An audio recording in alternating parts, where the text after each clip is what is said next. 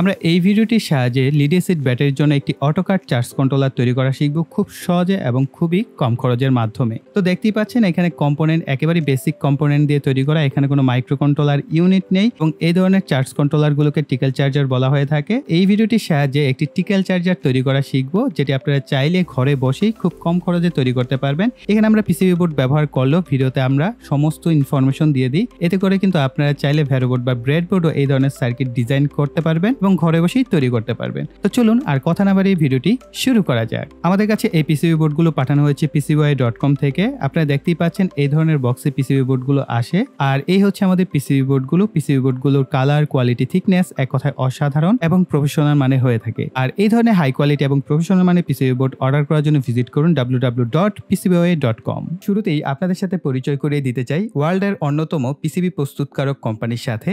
SDI PCB পাচ্ছেন $349.68, SMT order করতে পারছেন অনলি $29, ফ্লেক্সিবল পিসিবিতে পাচ্ছেন 60% অফ, অ্যালুমিনিয়াম পিসিবি পাচ্ছেন 121.94 metre per square, easier and faster way to custom parts. 1 থেকে 2 layer 10 piece PCB পাচ্ছেন only $5, free shipping সহ 1 থেকে 20 পিস অ্যাসেম্বলি করে নিতে পারবেন অনলি $29। সহজ 4টি স্টেপের মাধ্যমে অ্যাসেম্বলি সার্ভিসটা নিতে পারবেন। স্টেপ 1 এ আপনার চাহিদা অনুযায়ী টার্নকি, কিটেড অন কনসাইন্ড, কম্বো যে কোনো একটি অপশন সিলেক্ট করে কোয়ান্টিটি দিন এবং কম্পোনেন্ট ক্যাটাগরি সিলেক্ট করুন। স্টেপ 2 এ এডিশনাল অপশন এবং আপনার রিকোয়ারমেন্টের যে ডিটেইলস সেটা লিখুন। স্টেপ 3 তে পিসিবি সম্পর্কিত অপশনসমূহ সেট করুন এবং ক্যালকুলেট করুন। স্টেপ 4 এ ডিউরেশন সেট করুন। এরপর স্টেপ 2 কাট করে গার্বার, বুম সহ প্রয়োজনীয় ফাইলসমূহ আপলোড করে নিন। এরপর রিভিউর জন্য অপেক্ষা করুন। রিভিউ হয়ে গেলে খুব সহজে আপনারা পিসিবিওয়ে থেকে আপনাদের যে সার্ভিসটা সেটা অর্ডার করতে পারছেন। আমাদের এই প্রজেক্টটি তৈরিতে বেশ কিছু কম্পোনেন্টের প্রয়োজন হবে। তার মধ্যে মোস্ট ইম্পর্টেন্ট হচ্ছে 12 ভোল্ট 10 এম্পিয়ারের রিলে ব্যবহার করব একটি,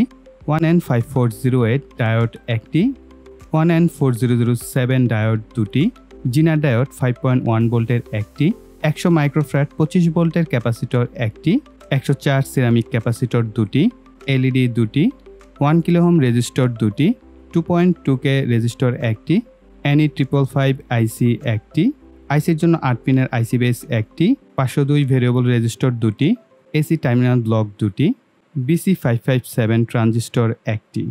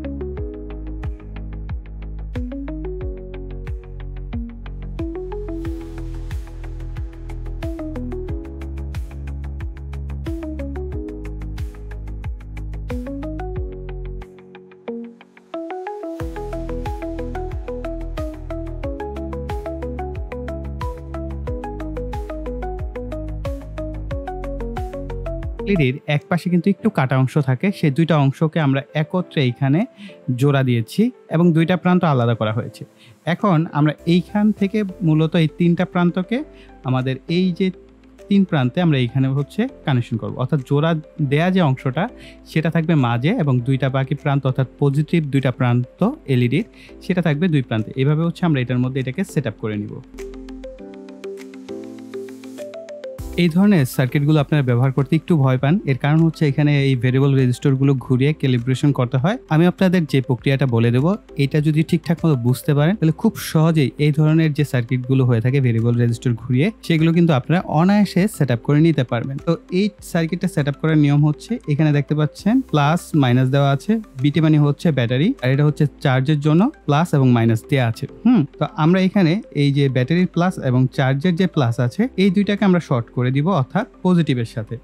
আর এই ধরনের একটি 2 পিন সকেট ব্যবহার করতে পারেন। এরপর আমরা সকেটের যে পজিটিভ প্রান্ত আছে এই পজিটিভের সাথে এই পজিটিভকে আমরা কমন করব, করার পর ব্যাটারির প্লাস যেটা আছে সেই প্রান্তের সাথে আমরা এটাকে কানেকশন করব।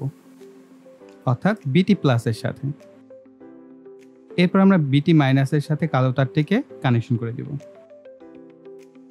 অবশ্যই এখানে প্লাস মাইনাস কানেকশনটা একটু ভালো করে দেখে নেবেন। এইটার একটা মূল বিষয় আপনাকে মাথায় রাখতে হবে, সেটা হচ্ছে যখন এই ব্যাটারিটি চার্জ হবে তখন হচ্ছে এই পাশে ইয়েলো রঙের বাতিটা জ্বলে থাকবে, আর যখন চার্জ কমপ্লিট হয়ে যাবে অর্থাৎ অটো কাট হবে তখন হচ্ছে লাল রঙের বাতিটা জ্বলবে। প্রথম অবস্থায় কিন্তু ইয়েলো রঙের বাতিটা জ্বলা থাকা অবস্থায় থাকতে হবে। লোয়েস্ট ভোল্টেজ অর্থাৎ যে ভোল্টেজে আসার পর থেকেই আমাদের ব্যাটারিটা চার্জ শুরু করবে সেই ভোল্টেজটা সেট করতে হবে। এটা আপনি 10 থেকে 10.8 ভোল্ট থেকে উপরের যে কোনো লেভেলের ভোল্টেজ আপনি সেট করতে পারেন। এই ক্ষেত্রে আমাদের অ্যাডাপ্টারে 12.2 ভোল্ট আছে, তো আমরা এইটাই সেট করে এখন এটার সাথে কানেকশন করে দিব। তো দেখতেই পাচ্ছেন আমাদের প্রথম অবস্থায় হচ্ছে আমাদের যে ইয়েলো রঙের বাতিটা এটা জ্বলে আছে। তো আমাদের এইটাকে আমরা চাইলে ক্যালিব্রেশন করে নিতে পারি। আমরা উপরের যে ভেরিয়েবলটা আছে এটাকে কিছুটা বামে ঘোরাবো, আর এটাকে হচ্ছে আর একটু বামে ঘোরাবো। প্রথমে হচ্ছে লাল রঙের বাতিটা আমাদের জ্বলিয়ে দেখতে হবে, এরপর হচ্ছে লোয়েস্ট ভোল্টেজটা সেট করতে হবে। এই যে লাল রঙের বাতিটা জ্বলেছে। এখন আমরা নিচের দিকের যে ভেরিয়েবল রেজিস্টারটা আছে এটাকে হচ্ছে ক্লকওয়াইজ অর্থাৎ ঘড়ির কাঁটার দিকে ধীরে ধীরে ঘোরাবো। এই যে দেখতে পেলেন এখন কিন্তু আমাদের হলুদ রঙের বাতিটা জ্বলে আছে। তো এই অবস্থায় আমাদের হচ্ছে লোয়েস্ট ভোল্টেজ সেট আপ করা হয়ে গেছে। এখন আমরা উপরের দিকের যে রেজিস্টারটা আছে এটা কিছুটা বাম দিকে ঘোরাবো। অবশ্যই পাওয়ার সাপ্লাই অফ করে নেবেন। পাওয়ার সাপ্লাই অফ করার পর হচ্ছে আমরা এটাকে কয়েকটা টার্ন বাম দিকে ঘুরিয়ে নিব। এরপর আমরা আবার পাওয়ার সাপ্লাইটাকে চালু করব। এখানে ভোল্টেজ আপনি যত সেট করতে চান 13.8 ভোল্ট এখানে সেট করে দিলাম। তো আপনারা যে ভোল্টেজ সেট আপ করতে চান চাইলে 14 ভোল্ট 14.4 ভোল্টও সেট আপ করতে পারেন, কোনো অসুবিধা নাই। তো আমরা এখন উপরের দিকে যে ভেরিয়েবল রেজিস্টারটা আছে এটাকে ধীরে ধীরে ডান দিকে ঘোরাবো যতক্ষণ না লাল রঙের বাতিটা জ্বলে। অর্থাৎ লাল রঙের বাতিটা জ্বলা মানে হচ্ছে আমাদের ব্যাটারি অটো কাট হয়ে যাবে। আর এটা কিন্তু টিকাল চার্জার, আপনার যে রিলেটা থাকবে এটা টিক টিক শব্দ করবে, এই কারণে এটাকে টিকাল চার্জার বলা হচ্ছে। এই যে আমাদের বাতি চলে গেছে। তো এখন আমাদের কাজ হবে পাওয়ার সাপ্লাইটা অফ করে ফেলবো। আমরা আবারও পাওয়ার সাপ্লাইটাকে ইনপুট দিলাম। এখন খেয়াল করবেন যখনই আমাদের এইখানে ভোল্টেজ লেভেল কমিয়ে দিচ্ছি অর্থাৎ 12 ভোল্টের নিচে চলে আসছে, এই কারণে কিন্তু আমাদের ইয়েলো রঙের বাতিটা জ্বলছে। আবার যদি আমরা এটার ভোল্টেজ লেভেল বাড়াতে থাকি তো এইখানে কিন্তু আসলে দেখেন 13.8 ভোল্টে আসার সাথে সাথেই কিন্তু আমাদের লাল রঙের বাতিটা জ্বলছে। 13.8 ভোল্টে কিন্তু এটা আমাদের লাল রঙের বাতিটা জ্বলছে, কিন্তু আমরা ডিসপ্লেতে দেখতে পেয়েছিলাম 13.7। এই যে 0.1 ভোল্ট এটা আপনার ক্যালিব্রেশন ড্রপ হতে পারে, আপনার ডিসপ্লে ক্যাপাসিটর আছে এটার কারণে দেখাতে কিছুটা শো করতে ডিলে করছে। আবার দেখতে পাচ্ছেন 13.7 আসছে, আবার অনেক ক্ষেত্রে 13.8 আসছে। তো এই যে অ্যাডাপ্টারে কম বেশি হওয়ার কারণেও কিন্তু আপনার সেটিংস ভোল্টেজটা অ্যাকুরেট নাও হতে পারে। এই ক্ষেত্রে আপনারা চাইলে মাল্টিমিটার দিয়ে অ্যাকুরেটভাবে কিন্তু সেট করে দেখতে পারেন যে আপনার এখানে ভোল্টেজ কত আসছে, তাহলে কিন্তু আপনি একটা অ্যাকুরেট ধারণা পেয়ে যাবেন যে কত ভোল্টে আপনার এই ব্যাটারিটা কাট হচ্ছে। তো আমরা এখানে মাল্টিমিটার ব্যবহার করে দেখি যে কত ভোল্টে এখানে কাট হচ্ছে। অনেক সময় আমাদের অ্যাডাপ্টার কিন্তু অ্যাকুরেট ভোল্টেজটা দেখায় না, তো এই কারণে আমরা মাল্টিমিটার ব্যবহার করে অ্যাকুরেট ভোল্টেজটা যাচাই করতে পারি। আমরা ডিসপ্লে অনুযায়ী বুঝতে পারছি 13.7 ভোল্টে হচ্ছে আমাদের কাট অফ সেট হয়েছে। বেসিক্যালি 13.7 ভোল্টে সেট হয়েছে। সো আপনারা তো এখন আশা করি যে 13.8 হোক 14 হোক 14.4 ভোল্ট হোক সেটা সেট আপ করতে পারবেন। আমাদের যে চার্জ কন্ট্রোলার এটা ক্যালিব্রেশন করা হয়ে গেছে।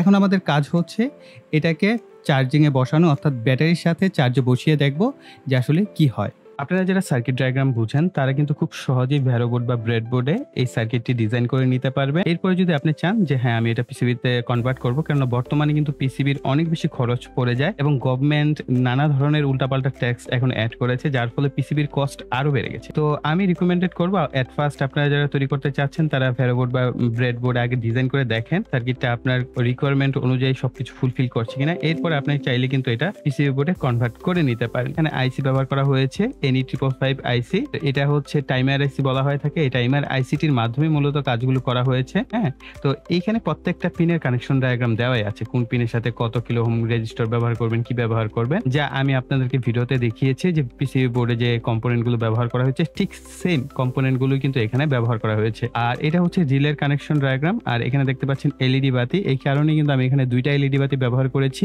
আপনাদের কাছে যদি মাল্টি কালার এলইডি থাকে 3 পিনের এবং সেটা অবশ্যই কমন ক্যাথোড মেথড হতে হবে, তাহলে কিন্তু আপনার কাজ করবে। ওকে, খুবই সিম্পল সার্কিট ডায়াগ্রাম। আপনারা জাস্ট প্রথমে আইসি প্লেস করবেন, এরপর রিলেটা প্লেস করবেন, এরপরে ধীরে ধীরে অন্যান্য কম্পোনেন্ট গুলো প্লেস করলে দেখবেন আপনাদের সার্কিটটা সম্পূর্ণ হয়ে গেছে। তো এখান থেকে আপনারা চাইলে স্ক্রিনশট তুলে নিয়ে কিন্তু আপনাদের যে ডিজাইনটা সেটা আপনারা করতে পারেন। আপনি চাইলে নিজস্বভাবে পিসিবি ডিজাইন করতে পারেন। পিসিবি ডিজাইনের উপর কিন্তু আমাদের এই চ্যানেলে অসংখ্য ভিডিও রয়েছে, সেগুলো আপনারা ফলো করে চাইলে পিসিবি ডিজাইনটাও শিখে নিতে পারেন। সাধারণত এই ধরনের লেড অ্যাসিড ব্যাটারিগুলোকে চার্জ করার জন্য অটোকাট চার্জ কন্ট্রোলারগুলো কিন্তু ব্যবহার করা হয়ে থাকে, এবং আমরা খুবই কম খরচে কিন্তু এই অটোকাট চার্জ কন্ট্রোলারটি তৈরি করেছি। এটার একটা সিমিলার ভাই আছে মার্কেটে, আপনারা পেয়ে যাবেন। আমি ভিডিও ডিসক্রিপশন বক্সে এটার লিঙ্ক দিয়ে দিব। তো এইটাও কিন্তু সিমিলার একই রকম কাজ করে থাকে। তো এটা নিয়ে যদি আপনারা ভিডিও চান তাহলে আমি এটার উপর একটা সেপারেট ভিডিও আপনাদের জন্য নিয়ে আসবো, তার জন্য অবশ্যই কমেন্ট সেকশনে একটু জানাবেন। এখানে বিটি প্লাস মাইনাসে হচ্ছে আমরা ব্যাটারি কানেকশন করব, তার জন্য আমরা দুইটা তারকে এখানে কানেকশন করে নিব প্লাস মাইনাস দেখে। যেহেতু অ্যাডাপ্টার দিয়ে আমি এখানে চার্জ দিব, এই কারণে আমি এখানে 2 পিন সকেটটি আবার ব্যবহার করছি। অবশ্যই প্লাস মাইনাস দেখে কানেকশন করবেন।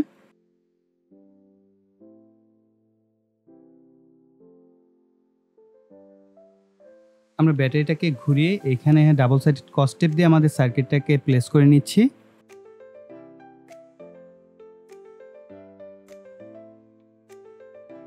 এখন ব্যাটারি প্লাস মাইনাসের সাথে কানেকশন করে দিব। আমরা এখানে ব্যাটারির যে চার্জিং ভোল্টেজ সেটা কিন্তু 14.4 ভোল্টে সেট করেছি। এখন কিন্তু আমাদের হলুদ রঙের বাতিটা জ্বলে আছে, যখন লাল রঙের বাতিটা জ্বলবে তখন হচ্ছে আমাদের চার্জিং ফুল হয়ে গেছে। তো এখন আমরা মিটার দিয়ে একটু দেখি আমাদের ব্যাটারির ভোল্টেজ কত আছে। আমরা দেখতে পাচ্ছি ব্যাটারির ভোল্টেজ 13.36 ভোল্টের মতো আছে। যখন এটা 13.7 বা 8 ভোল্টে চলে আসবে তখন কিন্তু আমাদের লাল রঙের বাতিটা অটোমেটিকলি জ্বলে উঠবে। তো এটা অনেকটা লম্বা প্রসেস। আসলে আমার কাছে ওইরকম সিস্টেম নাই যে আমি একদম ব্যাটারিটা ফুল চার্জ করে লম্বা সময় ধরে রেকর্ড করে আপনাদেরকে দেখাবো, আবার ডিসচার্জ করে দেখাবো। যেহেতু আমরা অ্যাডাপ্টারের মাধ্যমে দেখেছি যে আমাদের ব্যাটারির ভোল্টেজ লেভেলটা যদি আমরা কমাই এবং বাড়াই তখন কিন্তু আমাদের অটোকাট সিস্টেমটা প্রপারলি কাজ করছে। তো এই সার্কিটগুলো বেশ ভালোই কাজ করে যদি আপনি ভালোভাবে ক্যালিব্রেশন করতে পারেন। যদি ভালোভাবে ক্যালিব্রেশন করা যায় তাহলে খুব ভালোভাবেই কাজ করে এবং অনেক লম্বা সময় কিন্তু ব্যবহার করা যায়। ব্যাটারির চার্জিং ভোল্টেজ যেটা সেট করবেন সেটা থেকে অবশ্যই আপনার চার্জারের ভোল্টেজ বেশি থাকতে হবে। যেমন আমরা এখানে ব্যাটারি ফুল চার্জ সেট করেছি 13.8 ভোল্ট, আমাদের অ্যাডাপ্টার বা চার্জারে 14.4 ভোল্ট। সো এইভাবেই কিন্তু আপনাদের চার্জিং ভোল্টেজটা সেট আপ করতে হবে, তাহলে ব্যাটারিগুলো প্রপারলি চার্জ হবে। আরেকটা বিষয় আপনারা প্রশ্ন করবেন যে ভাইয়া এটা দিয়ে আমরা কত এম্পিয়ার পর্যন্ত ব্যাটারি চার্জ করতে পারবো। এটা দিয়ে আসলে আপনি খুব বেশি বড় সাইজের ব্যাটারি চার্জ করতে পারবেন না, যেহেতু সার্কিটটাই খুব ছোট এবং খুব অল্প পরিসরে তৈরি করা হয়েছে। হ্যাঁ, আপনি যদি চার্জারকে অটো কাট করতে পারেন তাহলে আপনি এই সার্কিটটা ব্যবহার করে 200 এম্পিয়ার পর্যন্ত ব্যাটারি চার্জ করতে পারবেন। কিন্তু যেহেতু আমাদের এইখানে সিস্টেমটা যেটা করা হয়েছে যে আমাদের ব্যাটারি এবং চার্জার একত্রে কানেকশন করা হয়েছে, আপনি এইখানে সর্বোচ্চ 5 এম্পিয়ার পর্যন্ত চার্জার ব্যবহার করতে পারবেন। আর 5 এম্পিয়ারের চার্জার ব্যবহার করে আপনি সর্বোচ্চ 30, 35 বা 40 এম্পিয়ার পর্যন্ত কিন্তু ব্যাটারি চার্জ করা যাবে, এর উপরে না। ছোটখাটো লিড অ্যাসিড ব্যাটারির জন্য পারফেক্টলি এটা কাজ করবে। তো প্রিয় ভাইরা, এই ছিল আমাদের ভিডিওটি। আই থিঙ্ক ভিডিওটি আপনাদের কাছে ভালো লেগেছে, তার জন্য অবশ্যই ভিডিওতে লাইক, কমেন্ট এবং শেয়ার করবেন। আর যারা এখনো চ্যানেলটিকে সাবস্ক্রাইব করেনি তারা ভাই অনেক কিছু মিস করছেন। ইন ফিউচারে আরো চমৎকার কিন্তু ডিআইওয়াই গ্যাজেট তৈরির ভিডিও আসছে, তার জন্য অবশ্যই চ্যানেলটিকে সাবস্ক্রাইব করে পাশে বেল বাটনটি অ্যাক্টিভ করে রাখবেন পরবর্তী ভিডিওর নোটিফিকেশন পাওয়ার জন্য। সো এই বলে এখানে বিদায় নিব। সকলে ভালো থাকবেন, সুস্থ থাকবেন, টাটা।